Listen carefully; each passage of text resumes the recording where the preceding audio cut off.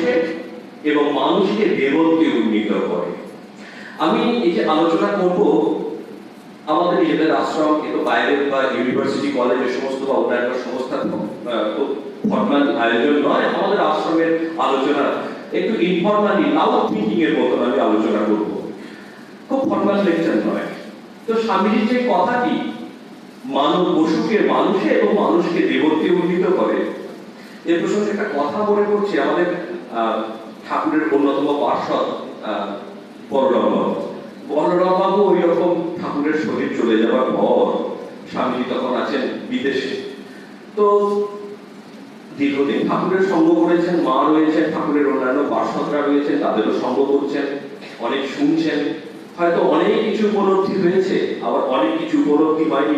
মানুষের মন তো আরো যায় আরো যায়, বিশেষ করে আধ্যাত্মিক তারা যে শিখর শ্রীরামকৃষ্ণ রূপে দেখেছিলেন, তার সামনে নিজেদেরকে খুবই ছোট মনে হয় যখন মনে পড়ে ঠাকুরের কথা, ঠাকুরের এত অনুভূতি, এত দর্শন, ওই আমার তো কিছু হচ্ছে না, হয়তো হতে পারে এইরকম একটি আহ্লাদযুক্ত আকাঙ্ক্ষা থেকে, তার থেকে যে হতাশা তৈরি হয়, আমার এত অনুভূতি, ঠাকুরের এত সঙ্গ করলাম, ওই আমার তো এরকম হচ্ছে না। ঠাকুরের সন্তানদের এটা হতো, ঠাকুরকে দেখেছেন তো মনে হতো যেন আমার কিছুই হয়নি, তারা যে কত বড় বড় তারা নিজেরাই জানেন না। তো স্বামীজিকে ওই রকম লিখেছিলেন। এই স্বামীজি তখন বিদেশে এটি পড়ে কি জানি তার কি মনে হয়েছিল, তিনি তখন স্বামী বিবেকানন্দ তো শ্রীরামকৃষ্ণের ওই ঐশ্বর্য মূর্তি না, যে অভিনবী ওঙ্কারানাদিত ভাস্কর প্রচন্ড তাণ্ডবনৃত্যম। শ্রীরামকৃষ্ণের পক্ষে সম্ভব ছিল না গোটা পৃথিবী জুড়ে তার যে আধ্যাত্মিক অনুভূতি, তার যে আবিষ্কার, নূতন আলো, সেটা গোটা পৃথিবী জুড়ে ছড়িয়ে দেওয়া, এবং শুধু ছড়িয়ে দেওয়া নয়, সেই অনুযায়ী গোটা পৃথিবীটাকে সংগঠিত করা, গোটা পৃথিবীর সমাজগুলিকে সেই অনুযায়ী তৈরি করা। এটা শ্রীরামকৃষ্ণের পক্ষে সময়ও ছিল না, সম্ভবও ছিল না। কেননা শ্রীরামকৃষ্ণকে আমরা এরকম বলতে শুনতাম, কাঁদতেন, তিনি গৌরনিতাইয়ের উপমা তুলে, মা গৌরনিতাইও লোকের দ্বারে দ্বারে গিয়ে হরিনাম বিলিয়েছিল, আর আমার এমন শরীর যে পালকি ছাড়া দুপা চলবার জন্য। খুব নরম শরীর ছিল। সচ্চিদানন্দ চিন্তা করে করে ওই রকম একদম স্বয়ং সচ্চিদানন্দ তিনি বলেছেন যে একদিন তার অবতারক সম্বন্ধে নিজে বলতে গিয়ে না, যে একদিন আমি দেখলাম শেষ রাত্রে খোলটি ছেড়ে, খোলটি মানে দেহটি ছেড়ে খোলটি ছেড়ে সচ্চিদানন্দ বাইরে এলো। দেখলাম, বললে আমি যুগে যুগে অবতার। তো শ্রীরামকৃষ্ণ বলছেন, দেখলাম পূর্ণ আবির্ভাব, তবে সত্যগুণের ঐশ্বর্য। তো এই এত সত্যগুণের ঐশ্বর্য নিয়ে এত গোটা পৃথিবী ঘোরা, এত লেকচার দেওয়ার জন্য রজগুণ চাই একটুখানি, এটা শ্রীরামকৃষ্ণের পক্ষে সম্ভব ছিল না, স্বামীজির পক্ষে। তো স্বামীজি তখন ওই রকম বিস্ফোরণমুখ অবস্থায় রয়েছে গোটা পৃথিবীতে, মানে ছড়িয়ে পড়ছে একেবারে, শ্রীরামকৃষ্ণকে ছড়িয়ে দিচ্ছেন। ওই কটা বছরই তার হাত ধরে যা হবার হলো। তো ওই অবস্থায় এই বলরাম বাবু, তিনি মানে শ্রীরামকৃষ্ণ সঙ্গের একজন খুঁটি, তার বাড়িতে সব তখন পাঠশালা রয়েছেন, শ্রী শ্রী মায়ের আশ্রয়, তার মুখে এরকম কথা শুনে স্বামীজি একদম মেনে নিতে পারেননি। ভয়ঙ্কর একটি চিঠি লিখেছিলেন, তাতে একটি কথা লিখেছিলেন, মানে একদম ডিরেক্টলি বলেছিলেন যে শ্রীরাম এই যে কথাটা বললেন, কি হলো, ঠাকুরকে এত দেখলাম, আমাদের জীবনে আমার কি হলো, ঠাকুরের এত সঙ্গ করলাম, আমার কি হলো।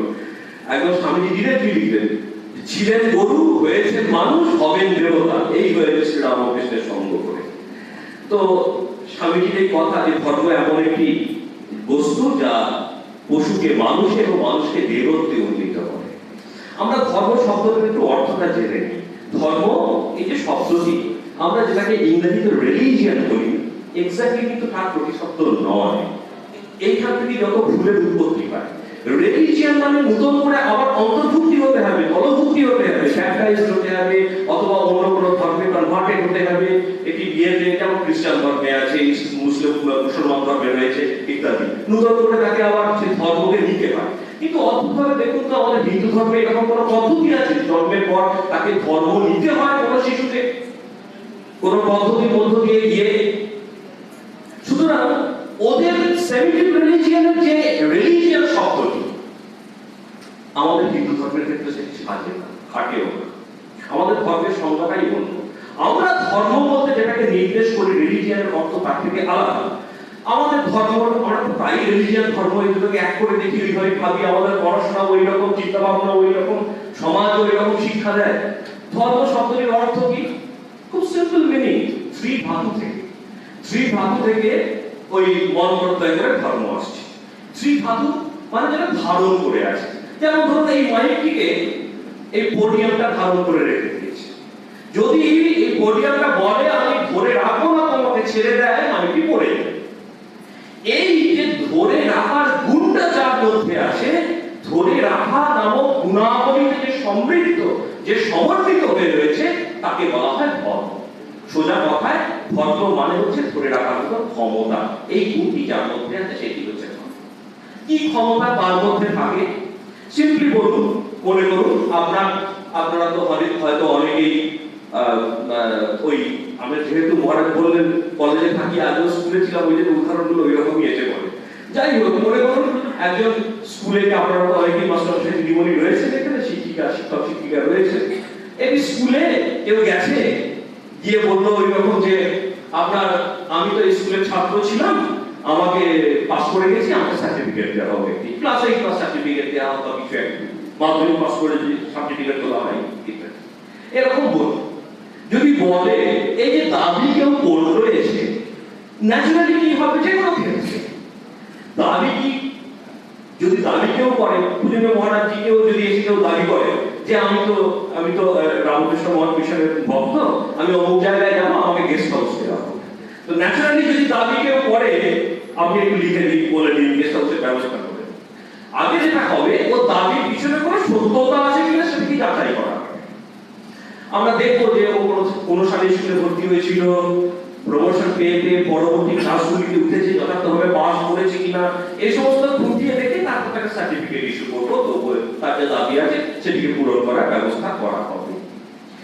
তাহলে কথাটা হচ্ছে এইটা, ও যে নিজেকে ছাত্র বা ছাত্রী বলে দাবি করছে, বা কেউ এসে নিজেকে ভক্ত বলে দাবি করছে, এই দাবিটার পিছনে, এই দাবিটিকে টিকতে গেলে তার পিছনে কিছু কর্তব্য এবং দায়িত্ব রয়েছে, যেগুলিকে তাকে পালন করতে হবে। একজন ছাত্র বা ছাত্রীকে স্কুলে অ্যাডমিশন দিতে হয়, ক্লাস করতে হয়, না হলে তো ডিসকলেজিয়েট হয়ে যাবে, তারপরে পরীক্ষায় বসে পরীক্ষায় পাস করতে হয়, পরবর্তী ক্লাসগুলিতে প্রমোশন হয়। এই যে কর্তব্য, এই যে দায়িত্ব, এইগুলি তাকে পালন করতে হবে।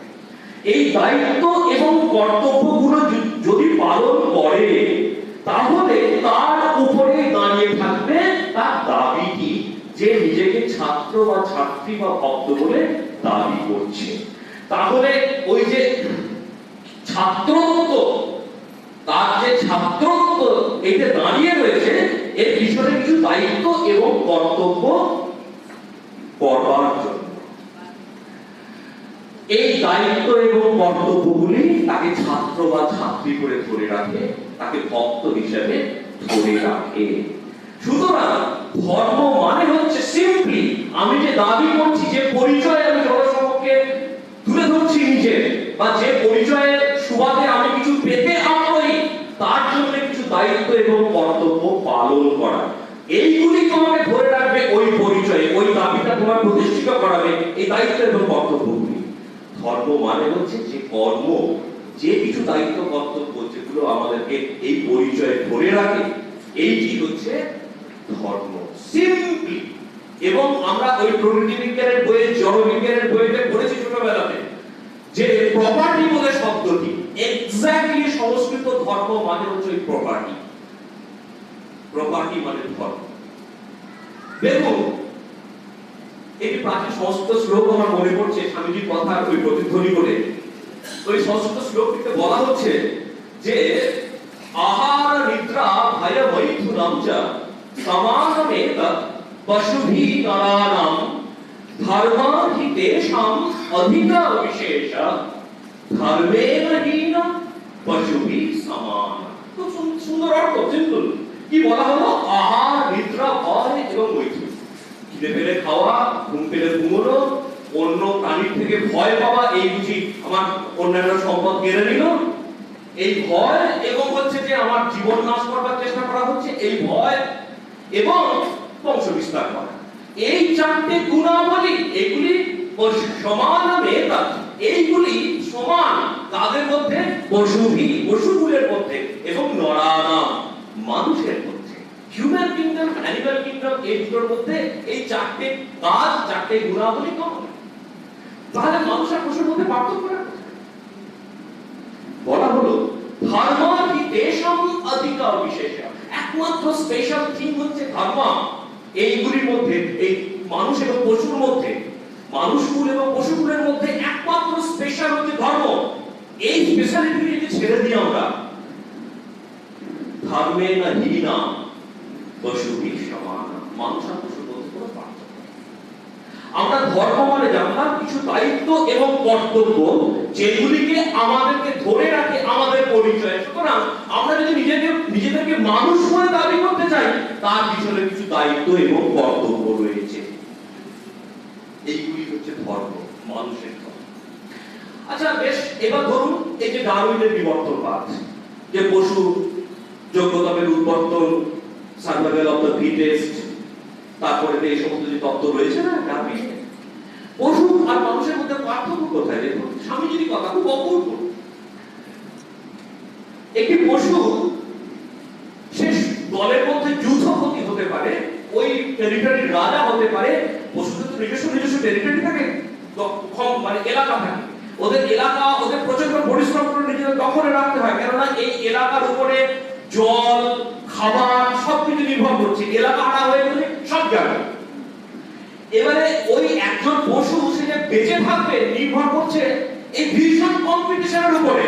অন্য পশুদেরকে হারিয়ে সে তার এলাকা দখলে রাখতে পারছে কিনা। যদি একটি যুদ্ধপতি হাতি হয়, সে তাকে অন্য হাতিদেরকে লড়াই হারিয়ে তাকে তার নেতৃত্বকে বজায় রাখতে হবে।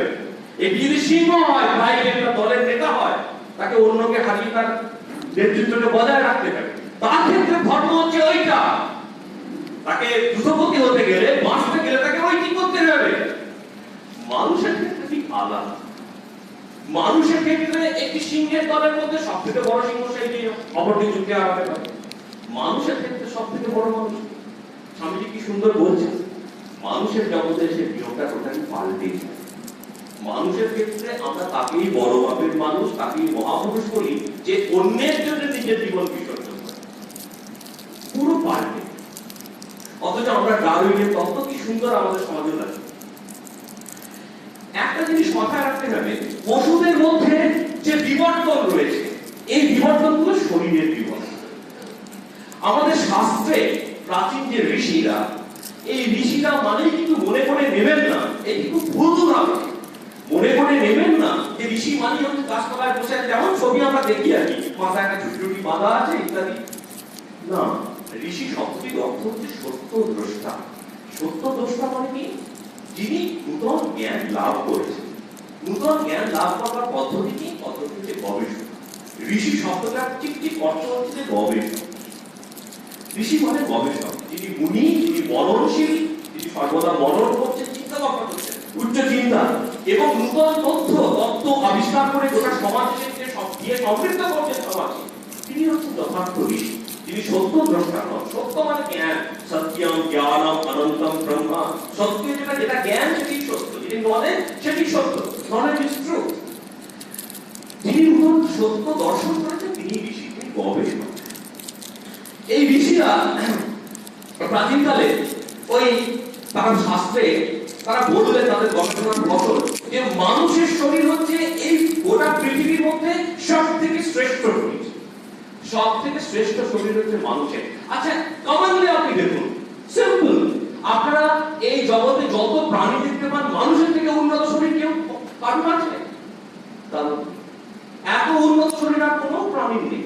সুতরাং বিবর্তন, যেটা শরীরের বিবর্তন, আরো বড় প্রাণী হওয়া, আরো শক্তিশালী হওয়া, আরো বড় ক্যানাইন থাকা, বড় দাঁত থাকা, এই সমস্ত বিবর্তন মানুষের শরীরে এসে স্টপ হয়ে যাচ্ছে। দ্য বেস্ট বডি মানুষ। এইখানে এসে মানুষের সমাজে যে বিবর্তন শুরু হচ্ছে সেটি আর শরীরের নয়, ওটি পশু জগতেই আমরা রেখে এসেছি। এইখানে যে বিবর্তন শুরু হচ্ছে সেটি হচ্ছে যে মন এবং বুদ্ধির বিবর্তন। মানুষের মধ্যে পার্থক্য হয় মন এবং বুদ্ধির উৎকর্ষতা দ্বারা, অপকর্ষতা।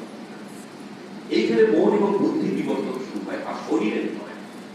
সুতরাং পশু এবং মানুষের কর্তব্যের ধর্মের পার্থক্য রয়েছে, আমরা মানুষ বলে নিজেদেরকে দাবি করছি। এইবারে মজার ব্যাপারটা হচ্ছে এইখানে পুরনো ঋষিরা, যারা শাস্ত্র প্রণেতা, যারা সত্য দ্রষ্টা, ঈশ্বর জানিত পুরুষ ছিলেন, তারা অনেক গবেষণা করেছেন এই নিয়ে মানুষের কি কর্তব্য। পশুর সঙ্গে তো মানুষের কর্তব্য আলাদা, তাহলে মানুষের ধর্ম কি বা কর্তব্য কি মনে রাখবেন। ধর্ম বলতে আমি অন্য কোনো আচার আচরণের কথা বলছি না, কিন্তু ঈশ্বর সংক্রান্ত কোনো আচার আচরণের কথা নয়। ধর্ম মানে শিল্পী কর্তব্যের কথা বলছি, দায়িত্বের কথা বলছি, যে দায়িত্ব কর্তব্যগুলি অহরহ আমাদেরকে পালন করতে হবে। এখন তারা এই নিয়ে অনেক গবেষণা করেছিলেন, তারা ভেবেছেন যে মানুষের দায়িত্ব এবং কর্তব্য কি হতে পারে।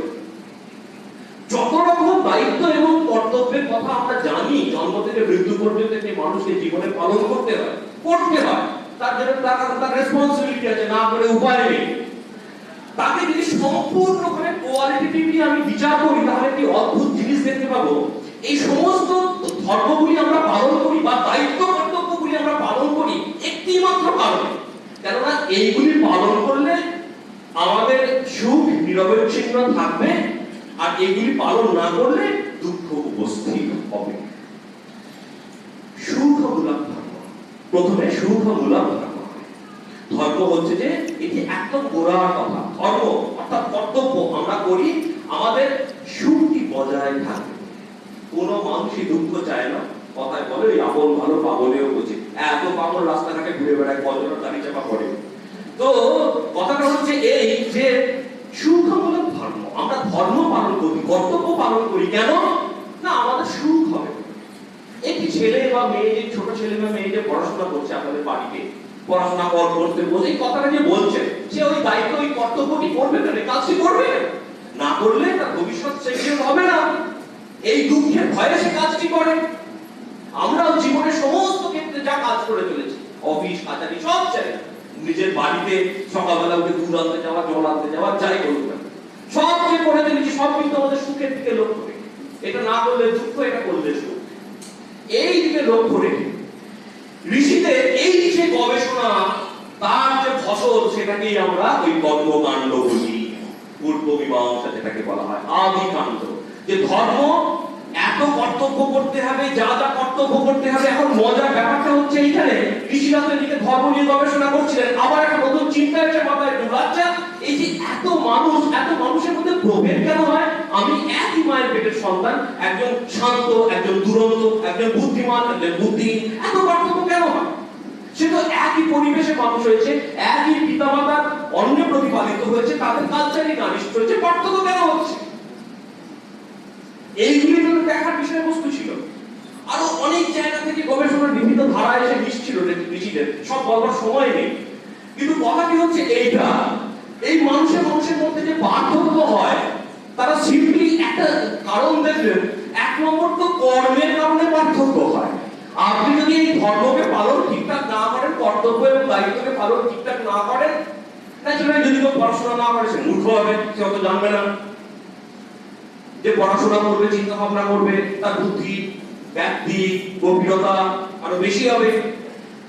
তো কথা হচ্ছে এইটাই যে একটা কর্মের কারণে হয়, আর একটা ব্যাপার তারা লক্ষ্য করেছিলেন যে এই যে যদি কর্মের কারণে হয়, আমি যদি 2 বছরের শিশুকে নিয়ে, মনে করুন একই পরিবার থেকে বা একই পিতামাতার যমজ সন্তান যদি দুজন হয়, অথবা 2-3 বছর, 1-2 বছরের ব্যবধানে 2 ভাই, এমন কিছু কর্তব্য কর্ম করার বয়স হয়নি কারণ, 2-5 বছরের মধ্যে বয়স, যদি দুটি শিশুকে নিয়ে, তারা তো এমন কিছু জীবনে কর্তব্য কর্ম করলো না, পড়াশোনা করার বিরাট সময় আসেনি, আরো অনেক কর্ম করেনি, যে কুসঙ্গে পড়ে কুঅভ্যাস রপ্ত করে সে খারাপ হয়ে গেছে ইত্যাদি, সে সময় আসে, তাহলে বা পার্থক্য কেন হচ্ছে? কথাটি হচ্ছে এইটা। এই সব উত্তর খুঁজে ওরা দেখেছিলেন। এক নম্বর হচ্ছে কর্ম এবং কর্মফলের একটি থিওরি, নাম্বার 1। নাম্বার 2, যদি ওই বয়সটা আমরা ধরি, তাতে যেখানে এখনো কর্ম করে নিজের চরিত্র ভালো হবে না মন্দ হবে সেটা ডিটারমাইন করার সময় আসেনি, তাহলে একটি মাত্র কারণ থাকে, সমস্ত রুলামত করবার পর একটি মাত্র থেকে যায়, সেটি হচ্ছে তাহলে আমাদের মেনে নিতে হবে ওইটুকু ছেলে, ওর যদি এখন কর্মের দ্বারা চরিত্র ভালো না মন্দ সেটা যদি নির্ধারিত না হয়, তাহলে মেনে নিতে হবে যে পূর্বজন্ম বলে কিছু আছে, যেখান থেকে ওটা ক্যারি ফরওয়ার্ড হচ্ছে, তার চরিত্রটা, তার ট্রেটটা ক্যারি ফরওয়ার্ড হচ্ছে। কেননা আমরা জানি মানুষের মধ্যে পার্থক্য করে দেয় এই ধর্ম পালনের জন্য। কতটা ভালো মানুষ, কতটা পশু মানুষ, মানুষের মতো মানুষ আর কতটা পশু মানুষ, এইগুলো নির্ধারিত করে দিচ্ছে ধর্ম। সুতরাং ধর্ম পালন করে যদি নির্ধারিত না হয় তাহলে মেনে নিতে হবে ও আগে ধর্ম পালন করেছিল, তার থেকে নির্ধারিত হচ্ছে, মানে আগের জন্ম কিছু আছে। এই সমস্ত যে দর্শন তৈরি হলো, যে চিন্তা ভাবনা তৈরি হলো, নেহাত জাগতিক সুখভোগের উপর নির্ভর করে যে চিন্তা ভাবনা প্রসারিত হলো, প্রাচীন ঋষিদের যে যুক্তিটা তৈরি হলো, এটি হচ্ছে অর্থ। আমরা যেটাকে বলি ওই কর্মকাণ্ড, যেটাকে পূর্ব মীমাংসা বলা হয়।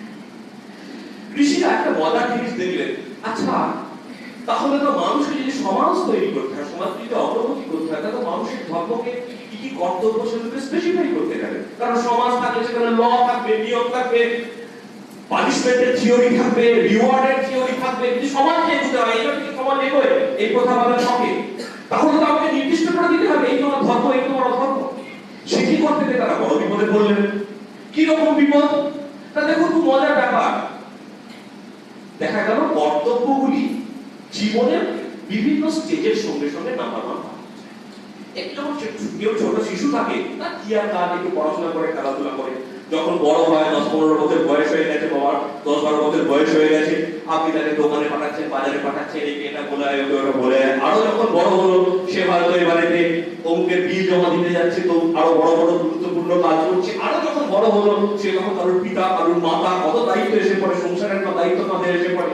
আরো যখন বয়স বাড়ে, সে হয়তো দেখা যাবে পাড়ার কোনো ক্লাবের সদস্য, পাড়ার 5 জন তার কাছ থেকে মতামত নিতে আসছে, অফিসে তার কর্মক্ষেত্রের 5 জন তার কাছ থেকে মতামত নিতে আসে। আরো যখন বয়স হয়, আরো কত দায়িত্ব কর্তব্য এসে যায়। এখন তো আবার অন্যরকম, শুধুমাত্র নিজের দেশ রাজ্যের অধিবাসী, দেশের নাগরিক শুধুমাত্র নয়, এখন তো আপনি বাই ডিফল্ট বিশ্ব নাগরিক।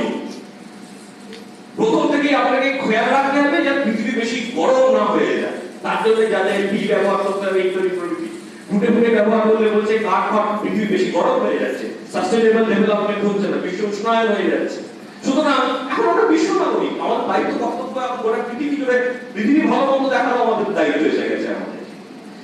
প্রথমেই যেটি বিপদে পড়া গেল সেটি হচ্ছে এইটি যে 1 নম্বর জীবনের স্টেজের সঙ্গে সঙ্গে তো এত দায়িত্ব কর্তব্য এসে যাচ্ছে, একটা তো অবহেলা করুন, গোটা সমাজের মুখটা বাংলার পাঁচের মতন হয়ে যাবে। এই তো চারদিকে কত বিয়ে বাড়ি, আপনি হয়তো গেছেন, নিয়ে যেতে কিছু ভুলে গেছেন, বা কেউ ইনভাইট করেছিল দেখেই ভুলে গেছে, যা অন্যরকম অর্থ দেখাবে, দাঁড়াবে, হয়তো দেবার হয়ে এলো না, যা হয় আমাদের সমাজে দেখি আমরা। তো একটি দায়িত্ব কর্তব্য অবহেলা করলে এই রিপার্কেশন তৈরি হবে সমাজে। তার থেকেও বড় কথা, এই দায়িত্ব এবং কর্তব্যগুলি, এই ধর্মগুলি কিন্তু ইউনিভার্সাল নয়, বিশ্বজনীন নয়। যেমন মনে করুন, খুব ছোট্ট উদাহরণ, আমি একজন হিন্দু মতের সন্ন্যাসী, আমাদের মস্তক মুন্ডিত থাকে, গেরুয়া বস্ত্র পরিধান করি আমরা। পোপ একজন সন্ন্যাসী, তিনি খ্রিস্টান ক্যাথলিক মতের সন্ন্যাসী, তিনি সাদা বস্ত্র পরিধান করবেন, মাথায় চুল থাকে, মাথায় বর্নিক্স ক্যাপ থাকে। আমি যদি ওই রকম ঠিক সেজে গলায় ফুল ঝুলিয়ে এসে বলে আমি হিন্দু সন্ন্যাসী, আমাকে মানবে? আর পোপ যদি আমার মতো মাথা টানা করে গেরুয়া কাপড় পরে গিয়ে ভ্যাটিকানে দাঁড়ায়, আমি পোপ বলে মানবে তাকে? অথচ দুজনেই কিন্তু সন্ন্যাসী, দুজনের কর্তব্যই কিন্তু সেম, কিন্তু দেখুন পার্থক্য হয়ে যাচ্ছে। আবার দেখুন, এদিকে গেল মানে জাতি পরিবর্তনের সঙ্গে সঙ্গে। আবার দেখুন, একজন সৈনিক যে বর্ডারে গার্ড দিচ্ছে, কেউ বর্ডারের পাঁচিল নিয়ে তাকড়া নিয়ে ঢুকতে এলে তাকে গুলি করার হুকুম আছে, গুলি করে দিলে তাকে পরবর্তী চক্র দেওয়া হবে। আর যদি ছুরিতে বাড়ি আসে, তার বাড়িতে যদি পাঁচিল নিয়ে জোর ঢুকতে যায়, বা কেউ আম পাড়তে আসে, তখন গুলি করে দিতে পারবে। সে যদি প্রশ্ন করে, আমার ক্ষেত্রে দুরকম নিয়ম থাকবে, পাঁচিল দিকে ঢুকতে এলেই গুলি করবো, আমরা জানি হবে না। দেশ, কাল, পাত্র এগুলি পাল্টাবার সঙ্গে সঙ্গে কর্তব্য পাবে। ঠাকুরের খুব সুন্দর কথা, আকবরের সময়ে ওই যে আকবরী মোহরে লেনদেন চলতো, ইংরেজ জমানা সেটা আর হবে না। এখন তো আমরা ক্যাশলেস ট্রানজাকশন, মোবাইল দিয়ে করতে হবে, পয়সা করিয়ে দিয়েও হবে না। তো কথাটা হচ্ছে এইটা, দেশ, সময় এবং ব্যক্তি পাল্টানোর সঙ্গে সঙ্গে এই দায়িত্ব কর্তব্য অর্থাৎ ধর্মগুলি পাল্টে যাচ্ছে। সুতরাং সমস্ত সমাজের জন্য ঋষিরা একটি কমন দায়িত্ব কর্তব্য সেট তৈরি করতে পারলেন না। সাজেশন তৈরি করতে পারলেন। তারা বড় বড় গবেষক ছিলেন, তারা দূরে যাবার পাত্র নন। কি করা যায়? অথচ আমরা তো দেখছি এই মানুষের সমাজ মোটামুটি একই রকম, কোথাও একটা ভুল হচ্ছে। কেন আমরা পারবো না? মানুষ সবাই তো পশুর থেকে আলাদা, এটা আমাদের জগৎ। পশু জগৎ মোটামুটি একই নিয়মে চলে, ইনস্টিংক্টের পথে বসে, প্রবৃত্তির বসে। মানুষের ক্ষেত্রে কোথায় কেন ভুল হচ্ছে, এত পার্থক্য কেন হচ্ছে? তারপরে গবেষণাটা সব বলার সময় নেই, আর অনেক এগিয়ে নিয়ে গেলেন গবেষণাটা। এত রকমের যে বিভিন্নতা ছিল, এই যে ইউনিভার্সালিজম ছিল না ধর্মের মধ্যে, দায়িত্ব কর্তব্যের মধ্যে, তারা গবেষণাটাকে আরো অনেক দূর অগ্রগতি করে নিয়ে গিয়ে 5টা ফান্ডামেন্টাল দায়িত্ব এবং কর্তব্যে উপস্থিত হবে। 5টা অদ্ভুত ভাবে দেখা গেল, গবেষণার পদ্ধতি পুরো বলবার সময় নেই, দেখা গেল অদ্ভুত ভাবে এই 5টি হচ্ছে ইউনিভার্সাল, এবং তারা খুব সুন্দরভাবে নাম দিলেন, এইগুলি হচ্ছে সার্বভৌম মহাব্রত। সার্বভৌম, ইউনিভার্সাল, মহাব্রত। শুধুমাত্র ওই লৌকিক জাগতিক আমাদের কর্তব্য নয়, এগুলি অবশ্য পালনীয় কর্তব্য। কি কি 5টা? ওই যোগ দর্শনে সুন্দরভাবে উল্লেখ করা আছে। অহিংসা, সত্য, ব্রহ্মচর্য, অপরিগ্রহ, আস্তেয়। তারা দেখলেন যত রকমের জীবনে আমরা দায়িত্ব কর্তব্য ধর্ম পালন করি না কেন, তার থেকে এটা নিম্নে রসবার করলেন তারা, সিনথেসিস করে, জেনারেলাইজ করে তারা এই 5টি দায়িত্ব এবং কর্তব্য তথা ধর্মের উপস্থিত হলেন, যেগুলি সার্বভৌম হল।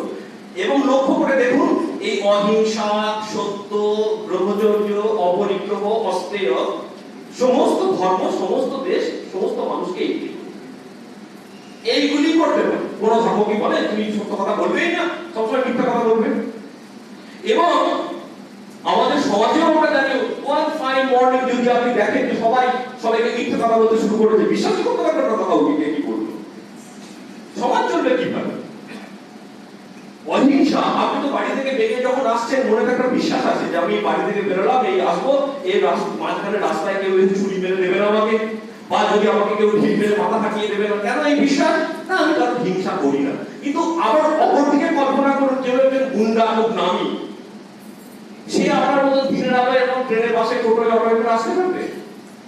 পারবে। কেন জানে? মানুষের ধরলে একা তাকে নেবে, কারণ সে মানুষের হিংসা করে। আপনি করেন না, আপনার মনে বিশ্বাস আছে। এইভাবে সমাজ চলে এইগুলির উপরে দাঁড়িয়ে। এগুলি ইউনিভার্সাল, সমস্ত পৃথিবীর মানুষ, সমস্ত পৃথিবীর সমস্ত মানুষ, সমস্ত জাতির মানুষ এবং সমস্ত ধর্মের মানুষ, সমস্ত সমাজের মানুষ এইগুলি পালন করতে হবে। এইগুলো হচ্ছে ইউনিভার্সাল ভ্যালুস, সার্বভৌম মহাব্রত। তখন তার খুব উল্লসিত হয়েছে, আরে আমরা তো এই এত বিভিন্নতা দেখছিলাম, অ্যাপারেন্টলি যার মধ্যে কোনো একত্ব খুঁজে পাচ্ছিলাম না। এখন তো দেখলাম গোটা পৃথিবীর মধ্যে মানুষের সকলেরই ধর্ম এক, কর্তব্য এক। একতাটা কোথায় লুকিয়ে আছে? কোথায় ধরতে পারছি না আমরা। একত্বটা কোথায় লুকিয়ে আছে ধরতে পারছি না। আপনারা মরা হাতির দাম জানেন কত? দাম বাড়ে না কমে নাকি? একই থাকে। তারা ওই রকম, ওই মরা হাতি লাখ টাকার মতো, যার দাম বাড়ে না কমে না, ওই রকম একটা জিনিস আমাদের ভেতরে আবিষ্কার করলেন। আমি খুব মূল মানে 5টা টিকে যাচ্ছি, বড় বিষয়ের সময় নেই তো। ব্যাপারটা হচ্ছে এইটা কি রকম দেখুন, আমিও আমি বলি, আপনিও আপনি আমি বলেন, প্রত্যেকে যতজন বসে আছেন এখানে প্রত্যেকে আমরা আমি বলি।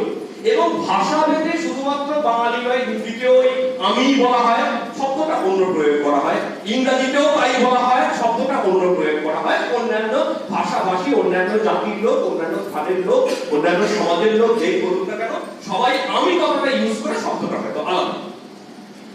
এই যে আমি আমরা সকলে মিলে ইউজ করি, সে ছোটবেলায় আমরা যখন অঙ্কে কমন নিতাম, আপনি তাকে কমন নিয়ে নিতে পারেন। ব্র্যাকেটের মধ্যে কি করে থাকবে? আপনার নাম পড়ে থাকবে, আপনার পরিচয় পড়ে থাকবে, অমুক জায়গায় বাড়ি, এই নাম, এই নাম।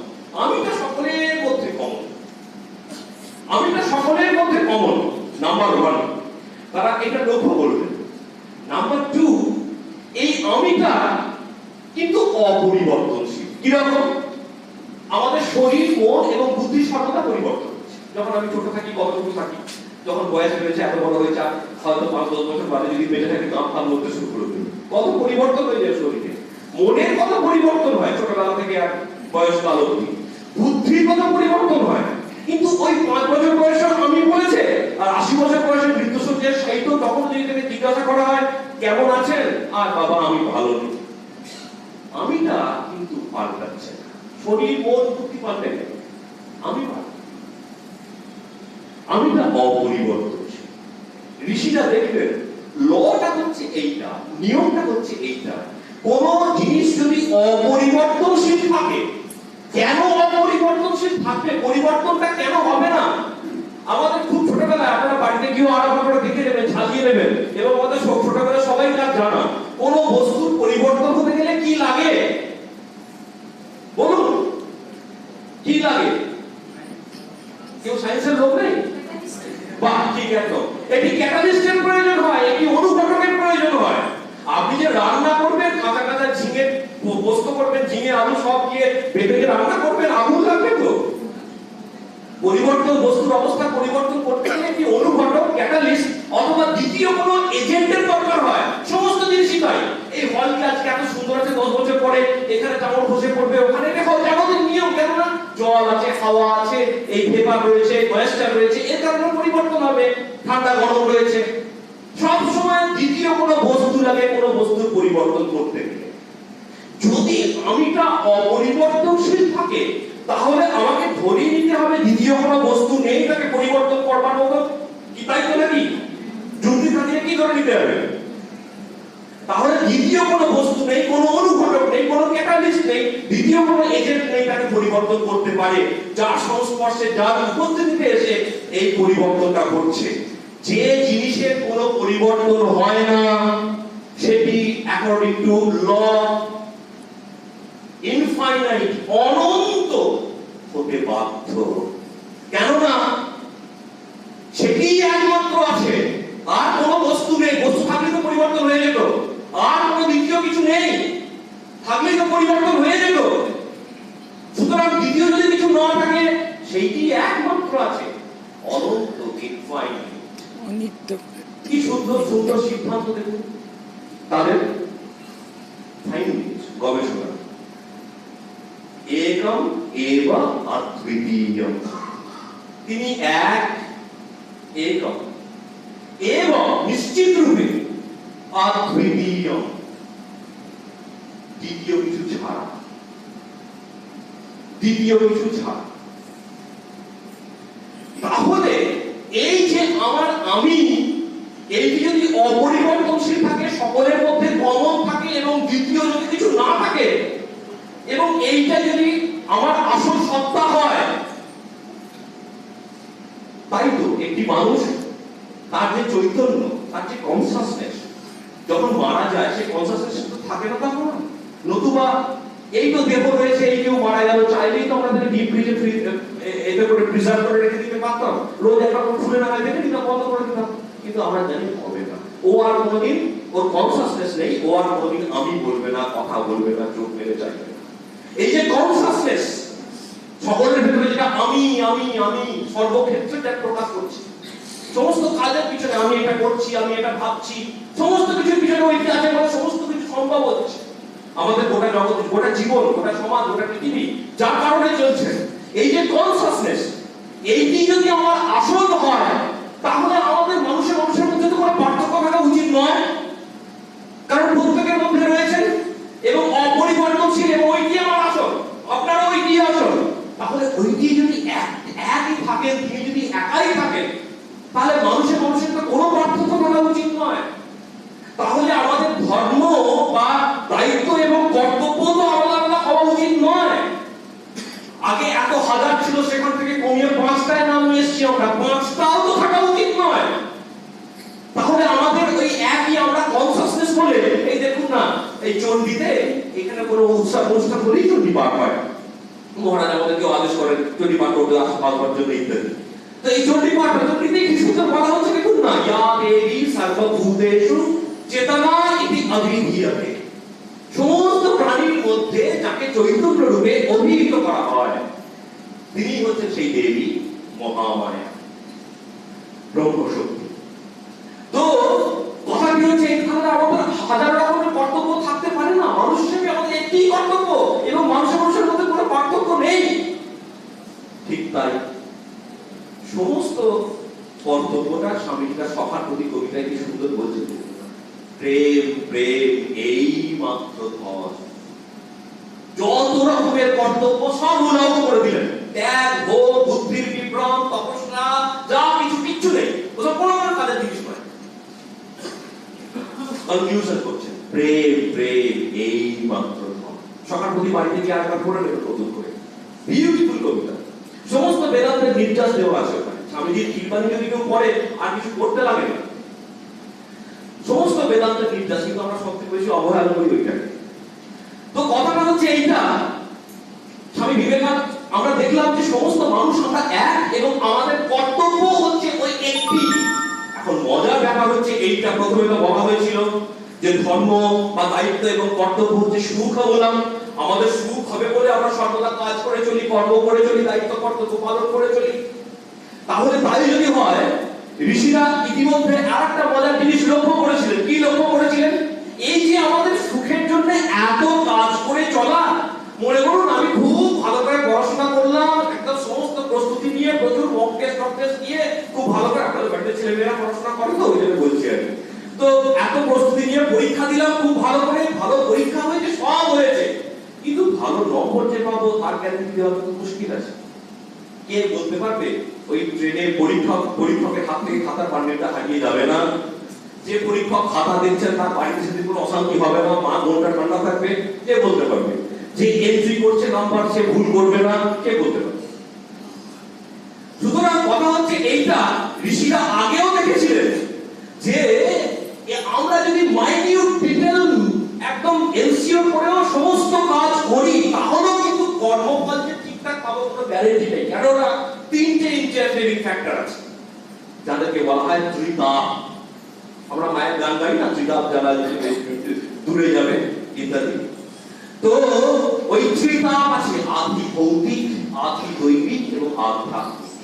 আদি ভৌতিক মানে অন্যান্য প্রাণী থেকে, মশা মাছি ইত্যাদি থেকে জন্ম হয়ে যাওয়া, কেউ মানুষ ক্ষতি করে দিল আপনার, এই মানুষ থেকে অন্যান্য প্রাণী যা আছে সব ভূত সকল আদি ভৌতিক, এদের থেকে যে দুঃখ, কেউ ক্ষতি করে দিল বা ইত্যাদি, মানুষ সামনে ডেঙ্গু হয়ে গেল, জ্বর হয়ে গেল।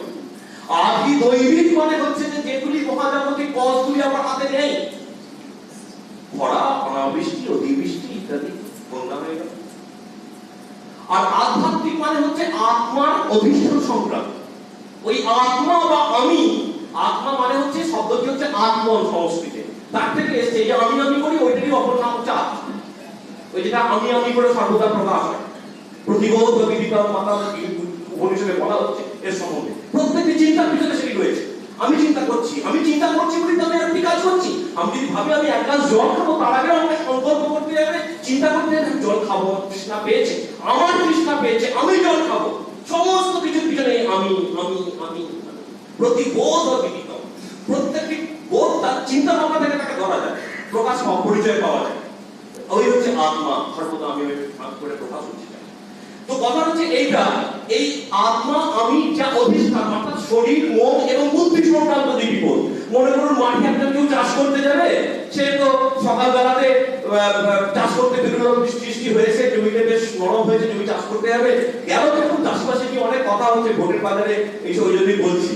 তো কেউ চাষ করতে গেল, করে ওই এক রাউন্ড নামল টামল দিল বা মাঠে একটু কাজ করলো, দূর আপনার শরীরটা ভালো লাগছে না, বলেছে ঘরে ফিরে পড়লো, তার জমিতে ভালো ফসল হবে না, হবে। এবারে দেখুন বুদ্ধি, যদি মন মানে মোটিভেশন, প্যাশন যেখান থেকে জন্ম হয়, আমাদের ইচ্ছা শক্তি যেখান থেকে, সংকল্প যেখান থেকে হয়। মনে করুন তার অন্যান্য পাশাপাশি পাড়া প্রতিবেশীরা তারা সব চাষ করতে যাচ্ছে, তাকে ডাকাডাকি করলো, দূর আছে তারপর আছে ঠিক আছে একটু বাদে যাচ্ছি, তোরা চল আমরা আমি যাচ্ছি বলে আরো বেশি করে ঘুমিয়ে গেল। তার জমিতে হবে তো মোটিভেশন নেই, তার প্যাশন নেই কাজ করবার পিছনে, তার জমিতে ফসল হবে।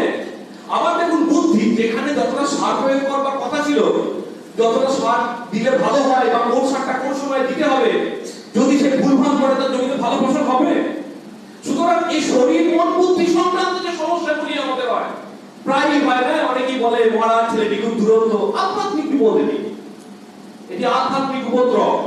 এই যে মন বুদ্ধি শরীর বসে থাকে না, আধ্যাত্মিক। সুতরাং আমরা যত ভালো করে কাজ করি না কেন, এই তিনটে যে বিপদ রয়েছে, কোনটা যে কখন আমার সমস্ত কর্মফলটিকে উল্টে দেবে কে জানে। ভালো করে এত সব কিছু করলাম, তারপর আমি ফল পেলাম না, স্বাভাবিকভাবেই তখন আমরা বলবো। তো সুতরাং কথাটা হচ্ছে এই, ঋষিরা দেখেছিলেন এই সমস্ত যা কিছু কর্ম, কর্মফল, যা কিছু সুখের প্রত্যাশা করি না কেন, কোনো কিছু কিন্তু এসিও নয়, যে কোনো সময় গন্ডগোল হতে পারে। সুতরাং জীবনে হতাশা আসা খুব অবশ্যক, মানে অবশ্যক ভাবি একদম নাম্বার 1।